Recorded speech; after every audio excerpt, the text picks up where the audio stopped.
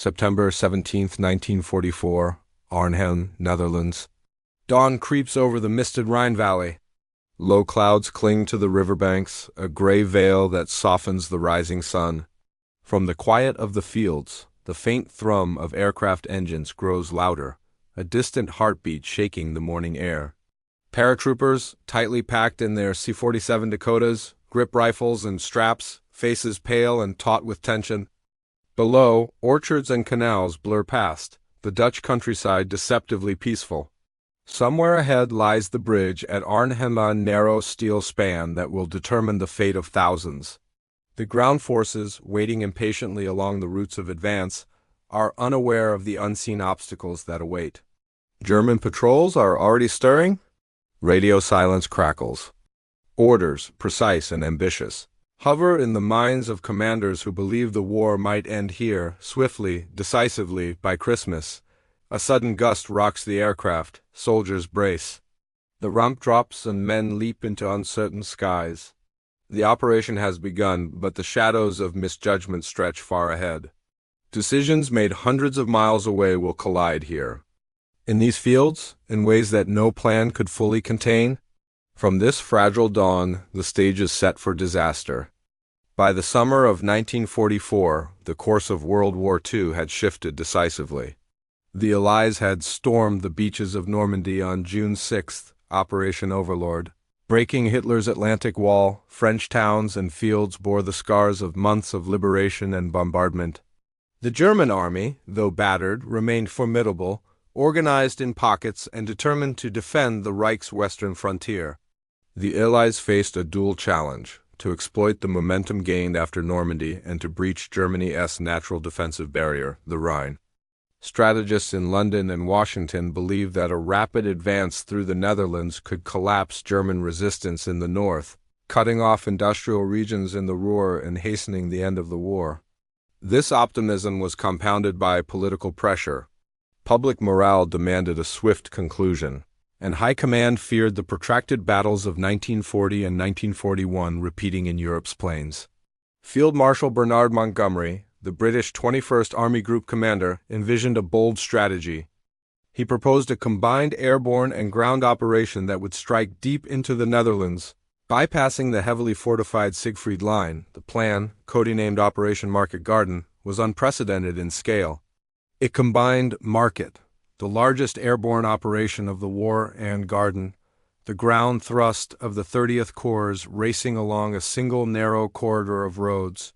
The objective was clear: secure a series of bridges over rivers and canals leading to Arnhem, the last and most crucial crossing over the Rhine. 3 airborne divisions were tasked with the assault. The U.S. 101st Airborne would seize Eindhoven and its surrounding bridges. The U.S. 82nd Airborne would capture Nijmegen. Finally, the British 1st Airborne Division, reinforced by the Polish 1st Independent Parachute Brigade, was to land near Arnhem and hold the bridge for up to 4 days until ground forces arrived. Behind them, the 30th Corps would advance some 60 miles in a straight line, a vulnerable and ambitious thrust over narrow roads. Intelligence painted an incomplete picture. Reconnaissance reports suggested minimal German presence near Arnhem, largely infantry and lightly armed garrison units. In reality, the region hosted SS Panzer divisions recently withdrawn from France, resting and reconstituting. The disparity between Allied expectations and the actual German strength would later prove catastrophic. Montgomery's plan was also shaped by technological confidence. Airborne forces would be supported by gliders carrying anti-tank guns, jeeps, and artillery. Radio communication would coordinate the drops with the advancing the 30th Corps. The narrow corridor would serve as a lifeline, a thin ribbon connecting airborne troops with the armored columns pushing forward. Yet the route offered no room for delay. Any obstruction, a blown bridge, ambush, or enemy counterattack could stall the entire advance. Political and personal factors played their part. The Prime Minister Winston Churchill, alongside U.S. leaders, urged bold action to maintain momentum. Montgomery, ambitious and meticulous, was under pressure to deliver a visible, decisive victory. He believed that a spectacular, high-risk operation could shorten the war by months, a gamble he deemed worth taking. Commanders on the ground, while respectful of the plan, expressed concerns about the timeline, the dispersion of forces, and the reliability of intelligence. Still, the operation moved forward. By mid-September, the Allies were poised. Airfields in England thrummed with activity, paratroopers drilled tirelessly, gliders were loaded with men and materiel, and the 30th Corps rumbled toward the Dutch border. The stage was set for a daring push into enemy territory, one that promised glory and speed, but the weight of misjudgment and overconfidence already hung over the operation. As dawn approached on September 17th, Arnhem, Eindhoven, and Nijmegen waited unknowingly. Soldiers descending from the sky were stepping into a conflict shaped as much by ambition and politics as by battlefield reality. The consequences of this convergence, intelligence gaps, leadership decisions, logistical constraints would soon unfold in ways that no map, report, or plan could fully capture. The plan for Operation Market Garden, though audacious, carried inherent fragility. The terrain of the Netherlands, a network of rivers, canals, dikes, and low-lying farmland favored defenders. Roads were narrow and elevated on embankments, leaving little space for armored columns to maneuver. Any disruption could trap the advancing the 30th Corps in a choke point, exposed to German fire. Yet this risk was largely underestimated by planners who were eager to press forward. Airborne forces, the spearhead of the operation, faced their own challenges. The British 1st Airborne Division was stopped near Arnhem, some 8 to 10 miles from itself, over territory lightly mapped and poorly scouted. Gliders carrying artillery, jeeps, and anti-tank weapons would land under the same conditions, vulnerable to anti-aircraft fire and ground obstacles. Supplies were strictly limited. The troops were expected to hold their objectives for up to 4 days without reinforcement until the 30th Corps could arrive. Intelligence reports failed to reflect the reality of German troop dispositions. 2 SS Panzer divisions, the 9th and 10th, had recently been redeployed from France to the Arnhem area. Though under strength and refitting, they possessed tanks, artillery, and experienced personnel. Allied command interpreted the region as lightly defended, a critical miscalculation. Reconnaissance flights were conducted, but cloud cover and the fragmented German retreat after Normandy obscured accurate assessment. Commanders assumed that the paratroopers would face scattered infantry, not seasoned armored units prepared for counterattack. The narrow corridor for the 30th Corps further compounded the danger. The route stretched roughly 60 miles from the Belgian border to Arnhem, cutting through towns, dikes, and bridges. A single blocked road could halt the advance, stranding armored units and cutting off supplies. Planners assumed that engineering units could repair any obstacles quickly, but these assumptions rested on overconfidence and an underestimation of German mobility and response time. Timing was critical. Airborne drops were scheduled in daylight to reduce dispersion and improve accuracy. This, however, increased exposure to German anti-aircraft fire. The first waves were to land early on September 17th, with reinforcements following in quick succession. Glider landings would deliver heavier equipment, but only a fraction could be deployed at a time. Any delay could leave troops isolated, facing superior numbers with insufficient firepower. Command relationships were strained by differing perspectives. Montgomery oversaw the overall strategy, but American airborne commanders, Major General Maxwell Taylor of the 101st and Major General James Gavin of the 82nd, raised concerns about the speed of the ground advance. British airborne commanders, including Major General Roy Urquhart at Arnhem, worried about drop zones being too far from objectives. These warnings, though noted, did not halt the operation. High command insisted that momentum must be maintained, believing that the enemy's disorganization after Normandy made rapid advance possible. Civilian considerations added another layer of complexity. Dutch resistance had provided intelligence and prepared support networks, but their coordination with Allied forces was limited. The hope was that the Dutch population would remain largely neutral, allowing paratroopers and armored units to operate without significant interference. In reality, civilians would soon be caught between advancing and retreating forces, amplifying the human cost. By the eve of September 17th, all elements were in position. C-47s and gliders awaited on English airfields. Armored units gathered along the Belgian border, and command centers buzzed with final orders. Confidence ran high in London and Brussels, though underlying doubts lingered among those on the front lines. The convergence of ambition, optimism, and misjudgment set the stage for an operation of unprecedented scale. Every variable terrain, timing, intelligence, logistics would be tested in the coming days. The first parachutes would soon fall over Dutch fields, carrying soldiers into a battle that would expose both the brilliance and the peril of planning in wartime. From this precarious setup, multiple perspectives emerged: the human experience, technological limitations, tactical vulnerabilities, and the moral weight of the decisions made far from the battlefield. Dawn over Arnhem brought more than fog and chill, it brought fear.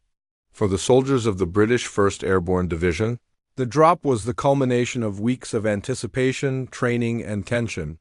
Faces pale under helmets, hands gripping rifles, men whispered last prayers or focused on their instruments, hoping to land on familiar terrain. Few knew the full scope of what awaited them. Paratroopers tumbled from the open ramps of C-47 Dakotas, their bodies swinging in the cold wind. Below stretched endless fields, canals, and dikes, deceptively calm under the morning mist. Gliders followed, silent and unsteady, carrying heavier equipment that could turn the tide or fail them in the decisive moments. Many would land off-target, scattered across unfamiliar villages or hedgerows. Each man carried a personal weight: comrades, family, duty, but also the unspoken fear of isolation in enemy territory. Within hours, the initial exhilaration of flight gave way to the grim realities of combat. Small units gathered, attempting to establish positions near key bridges. The distant thrum of German artillery and armored vehicles reminded them that mistakes could be fatal. Soldiers moved cautiously, aware that survival depended not just on bravery but on discipline, coordination, and sheer luck. Letters and diaries later captured the mix of pride, terror, and frustration. Some wrote of adrenaline-fueled courage. Others of despair as friends fell beside them, casualties in a gamble dictated far from the field. The human dimension of Operation Market Garden would leave enduring marks. Beyond the statistics of casualties, the psychological strain, fear, confusion, and isolation defined the experience of airborne soldiers. These were men expected to hold critical positions against superior forces, with hope pinned on distant reinforcements that might never arrive. Each step, each skirmish, carried the weight of thousands of lives, a reality that would crystallize as the operation unfolded. The design of Market Garden relied on speed, precision, and coordination, but the plan's brilliance was inseparable from its fragility. The Garden component, the 30th Corps' advance traveled along a single narrow corridor, stretching 60 miles from the Belgian border to Arnhem. This road was the lifeline, carrying armored units, artillery, and supplies to link with paratroopers.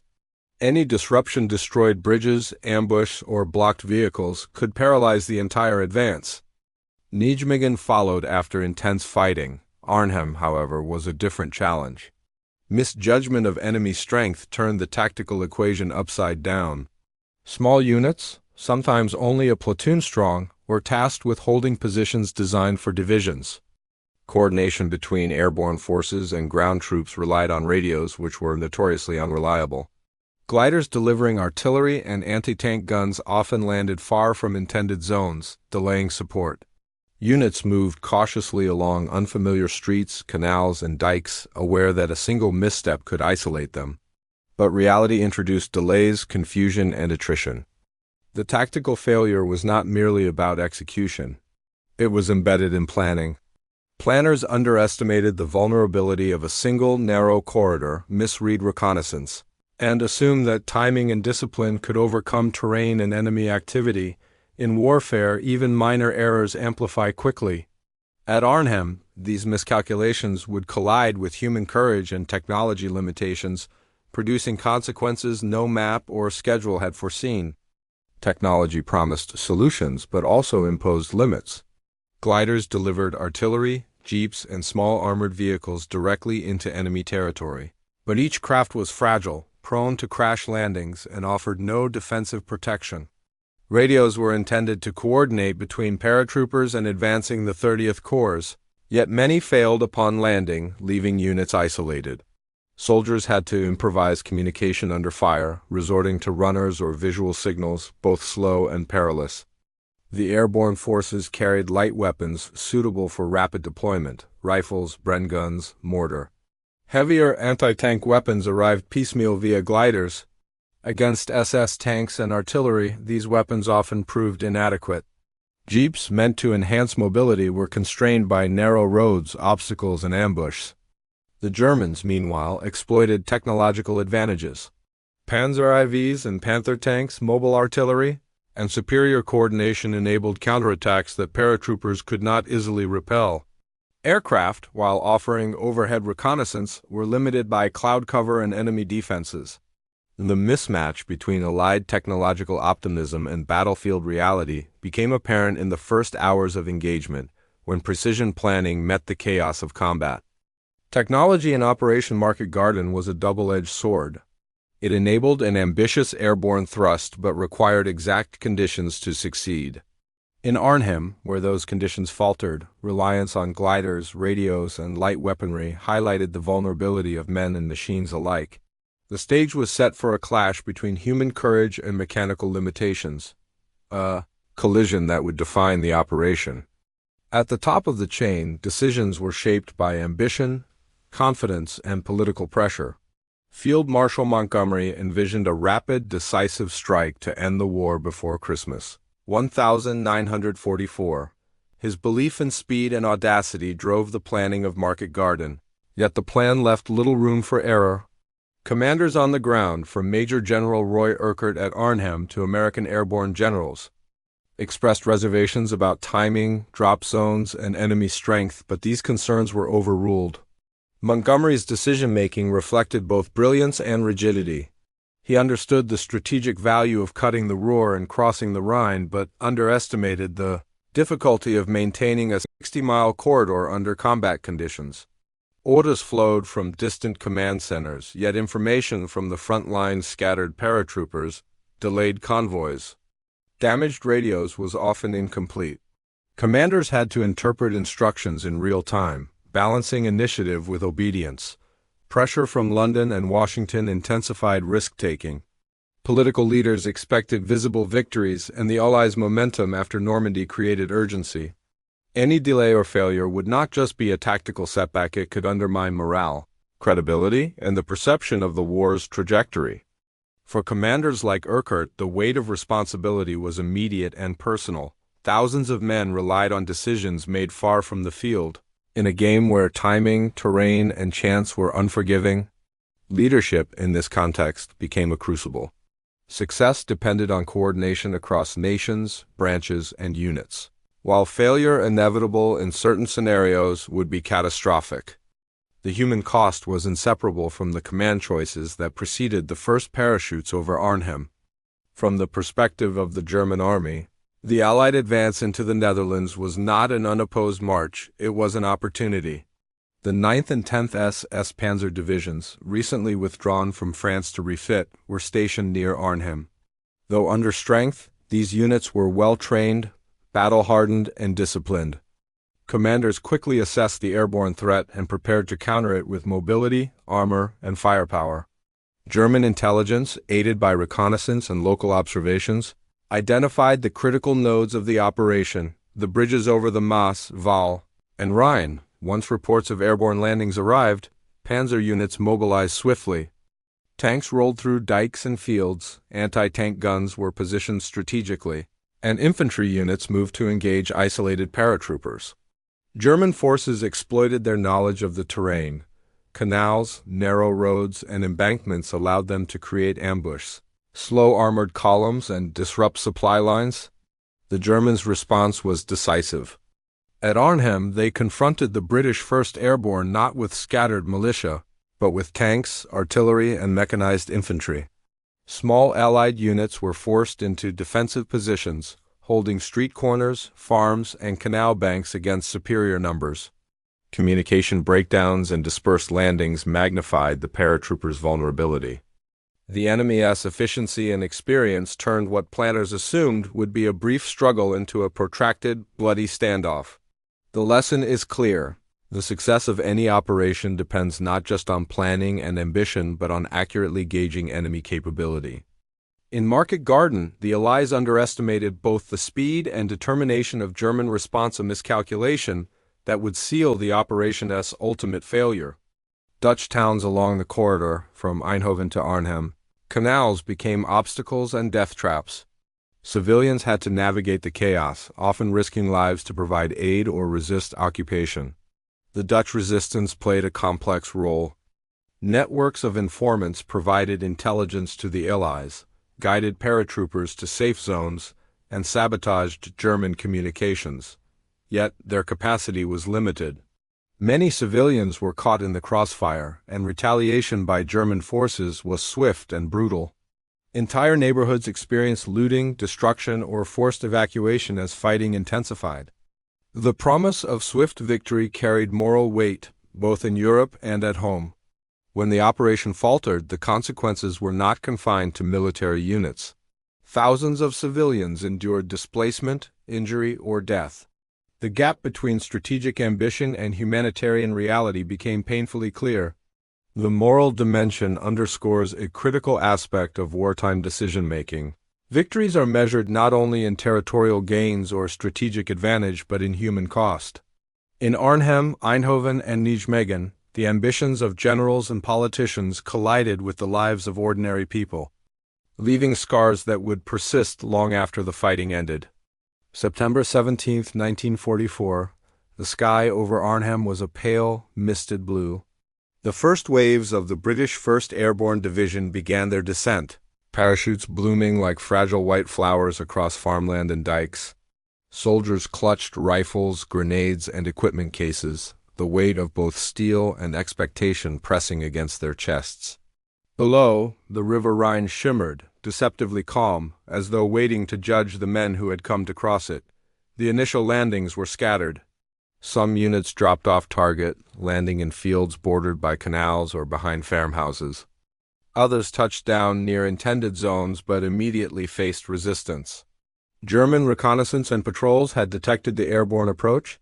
Small engagements erupted within minutes. Rifle fire crackled, machine guns spat death, and artillery shook the ground. Major General Roy Urquhart, commanding at Arnhem, quickly realized that the bridge, the key objective, was defended far more heavily than anticipated. SS panzer units, their armor glinting in the morning sun, were already mobilizing. German tanks and mechanized infantry moved swiftly along flanking roads, cutting off small paratrooper detachments and isolating units attempting to advance. The meticulously planned four-day hold now became a desperate struggle for survival. Gliders arrived in the hours following the initial drop, carrying anti-tank weapons, jeeps, and artillery. Many crash-landed either due to misjudged terrain or enemy fire. Soldiers salvaged what they could, forming ad hoc defensive positions. Radio contact with the 30th Corps was intermittent. Transmissions were delayed or garbled, leaving commanders to make split-second decisions with incomplete information. Paratroopers clung to buildings, canal edges, and hedgerows, improvising defenses against armored assaults they were never intended to face alone.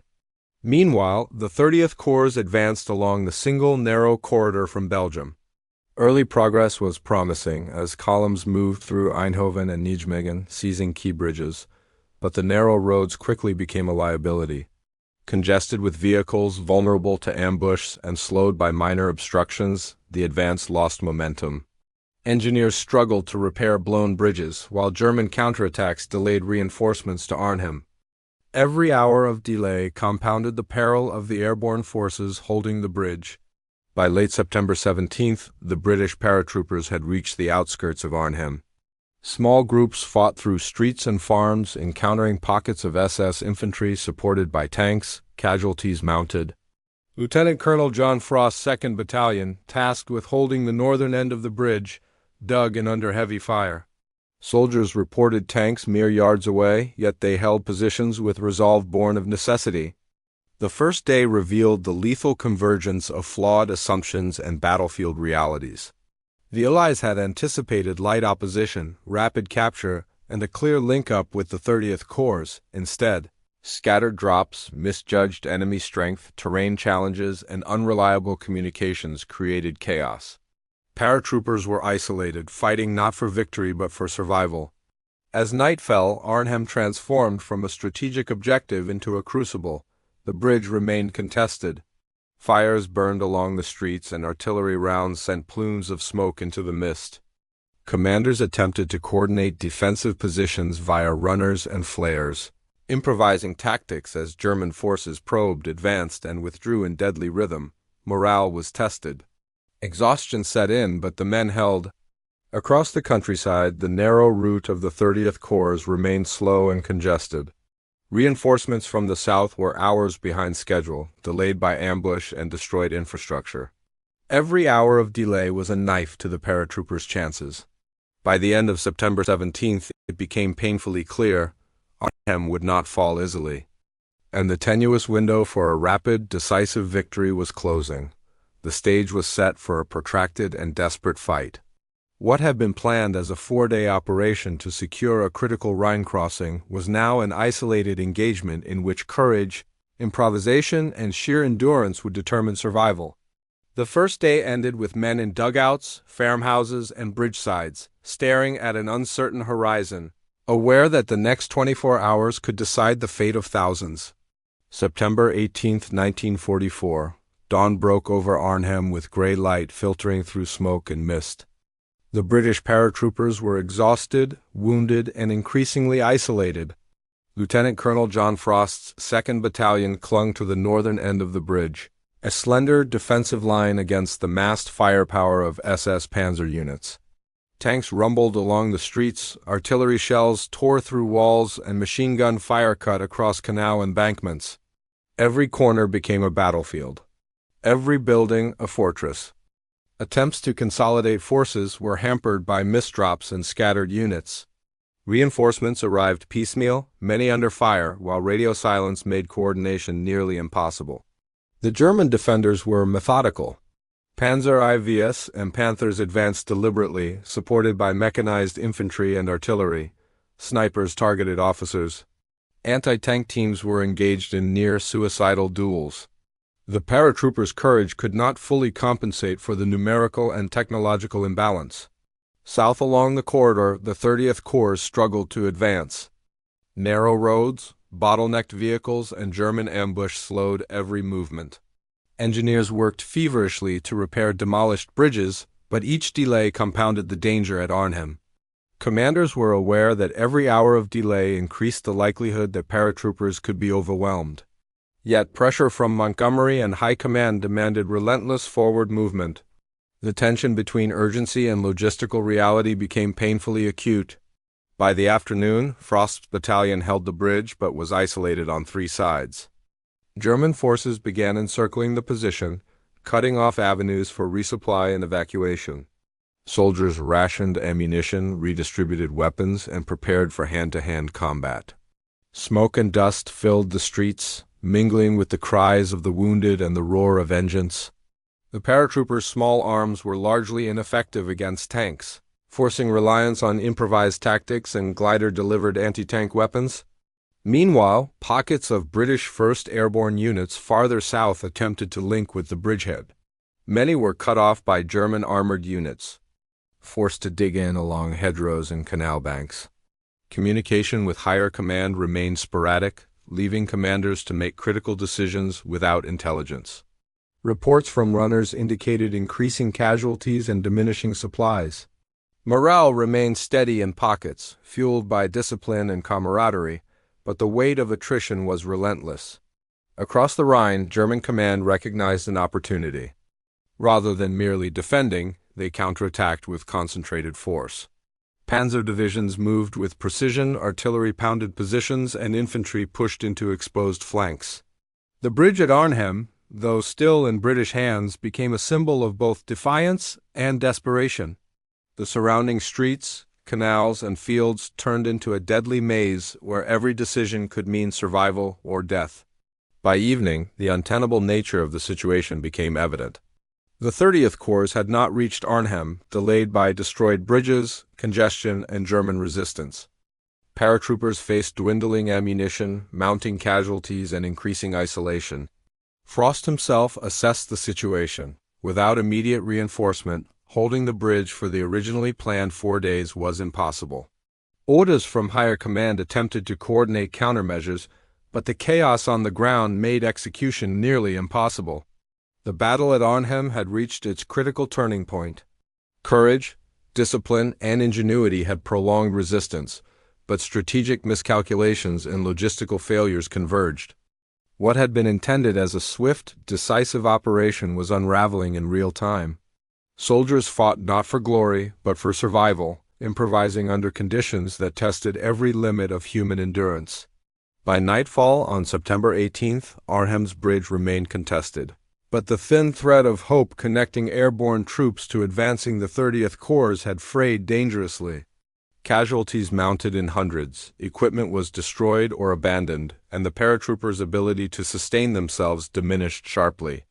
The bridge too far, as it would later be remembered, had become a crucible where planning, courage, and misjudgment collided with devastating consequences. From this moment forward, the outcome of Operation Market Garden was no longer a matter of ambition, it was a matter of endurance, improvisation, and survival. The stage was set for the aftermath: retreat, capture, and reflection on the human and strategic costs of a decision that had promised so much but delivered so much suffering. The morning of September 19, 1944, revealed the grim reality at Arnhem.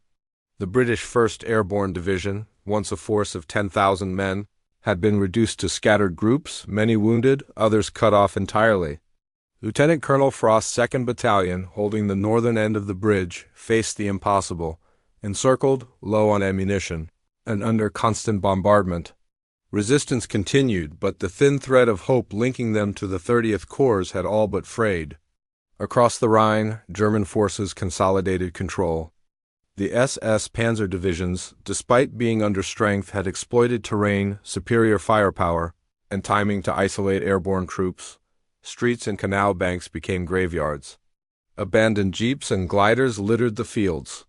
Soldiers who had landed far from objectives were either forced to retreat, captured, or joined improvised defensive positions. By the end of the day, roughly 1,400 men remained combat effective at Arnhem, less than 15% of the original force. Casualty figures were staggering. By the conclusion of Market Garden, the British 1st Airborne had suffered approximately 1,500 killed, 6,400 captured, and countless wounded. The American 101st and 82nd Airborne Divisions, tasked with Eindhoven and Nijmegen, incurred smaller losses, yet still faced over 1,000 casualties combined. The 30th Corps had succeeded in capturing some bridges, but the advance was delayed by destroyed infrastructure, ambush, and persistent German resistance. The final goal, the Rhine crossing at Arnhem, remained in enemy hands. The psychological toll mirrored the physical. Soldiers wrote of exhaustion, frustration, and despair. Some described watching comrades fall under artillery fire or tanks, helpless to intervene. Others spoke of moments of courage and camaraderie, small acts of defiance in the face of overwhelming odds. Diaries and letters preserved the raw human cost, revealing not just statistics but the emotional scars left on men tasked with holding a bridge that could not be held. Strategically, Market Garden failed to achieve its primary objectives. Arnhem remained under German control, delaying any Allied crossing of the Rhine in the northern sector by months. Hitler, recognizing the vulnerability of Allied forces stretched thin, regained confidence in the Western Front. The failure demonstrated the perils of overambitious planning, the dangers of underestimating enemy capabilities, and the consequences of over-reliance on assumptions rather than intelligence. The logistical strain was severe. Equipment abandoned during fighting gliders, jeeps, artillery represented not only material loss, but a disruption to operational readiness. Engineers had to rebuild or retrieve what they could under fire, while medical units struggled to evacuate the wounded. Local Dutch civilians, caught between opposing forces, endured destruction, displacement, and reprisals. Entire neighborhoods bore the scars of combat, while resistance networks faced reprisals for their limited collaboration. Reports from the front painted a vivid picture. Frost later described the bridge as a knife edge, held by men exhausted, under constant bombardment, and surrounded by superior forces. German commanders, for their part, praised the efficiency and tenacity of their armored units, noting the tactical advantage of rapid, concentrated counterattacks. Historians would later describe Arnhem as the bridge too far, a phrase encapsulating both the ambition and the miscalculation that defined the operation. Yet even in defeat, lessons were drawn. The Allies recognized the limits of airborne operations over extended distances, the vulnerability of single corridors, and the critical importance of accurate intelligence. Equipment, tactics, and coordination would be revised in subsequent operations. Arnhem became a case study in the human cost of strategy, the gap between ambition and reality, and the consequences of a decision made hundreds of miles from the battlefield. From this wreckage and loss, the narrative shifts toward reflection on the human courage displayed, the cost borne by civilians and soldiers alike, and the enduring lesson of how a single decision, though bold, can shape the course of war for thousands of lives. The aftermath of Market Garden extended far beyond the shattered streets of Arnhem. Dutch civilians faced the immediate consequences of combat in their towns and villages. Buildings have been leveled by artillery, homes looted or burned, and canals and dikes damaged. Thousands were displaced, forced to seek refuge in surrounding countryside or overcrowded shelters. The civilian population, which had provided intelligence and assistance to Allied forces, endured reprisals from retreating German units. Families mourned neighbors lost in bombings, shootings, or crossfire, their daily lives irrevocably changed. For the Allies, the strategic implications were profound. Arnhem remained in German hands, effectively delaying the Allied crossing of the Rhine in the northern sector. This extended the war in the Netherlands by months and forced the Allies to reconsider ambitious plans for a rapid strike into Germany's industrial heartland. Hitler, who had feared encirclement, gained breathing room and reinforced defensive positions across the Rhine. Tempered by the recognition that audacious planning could falter when confronted with unexpected realities, the lessons drawn by military historians focus on the fragile balance between ambition and pragmatism. Market Garden demonstrated that airborne operations, while spectacular, were vulnerable to delays, miscommunication, and underestimation of the enemy. The single narrow corridor relied upon for the 30th Corps' advance became a bottleneck that amplified every misstep. Glider-borne artillery and anti-tank weapons, despite technological ingenuity, were insufficient to compensate for scattered landings and overwhelming enemy presence. In military academies decades later, Arnhem would be studied as an example of operational overreach, a bold plan undone by logistical and intelligence shortcomings. Within the military, the human cost prompted reflection and reevaluation. Thousands of soldiers who survived were prisoners of war, subjected to harsh conditions in German camps. Others returned home wounded, carrying both physical scars and the invisible weight of what they had endured.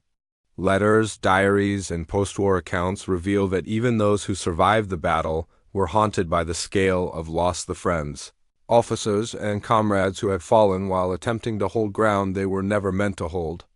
The political impact resonated as well. The failure of Market Garden demonstrated the limits of Allied coordination under pressure.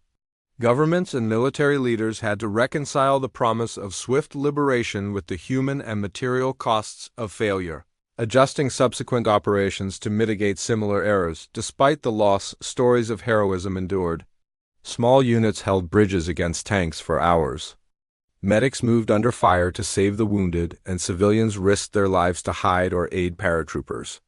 The courage and endurance displayed became a testament to human resilience even when overarching strategy faltered. These narratives preserve the memory of Market Garden not simply as a failed operation, but as a crucible of determination, resourcefulness, and sacrifice.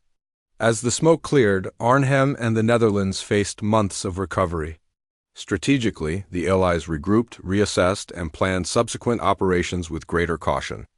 Psychologically, Commanders and troops were reminded that bold decisions carried weighty consequences, decisions that could turn brilliant plans into costly tragedies. The bridge that had inspired hope became a symbol of both ambition and hubris, a reminder that even in war, foresight and prudence are as vital as courage and skill. The stage was now set for reflection. The story of Operation Market Garden, with its human cost, strategic lessons, and enduring legacy, offers more than historical data. It demands contemplation on the weight of choices in war. From this, we move into the final section, the reflection and closure, where history, humanity, and the meaning of this forgotten decision converge. Operation Market Garden was, in ambition, breathtaking. It was a plan conceived to shorten a war, to cross rivers and capture bridges in days rather than months. Yet its legacy is defined not by triumph, but by the human cost of overreach. Thousands of soldiers were killed, wounded, or captured. Thousands of civilians were displaced, their towns scarred by fire and rubble. A single decision, made far from the battlefields, rippled outward, shaping lives, landscapes, and the course of the war.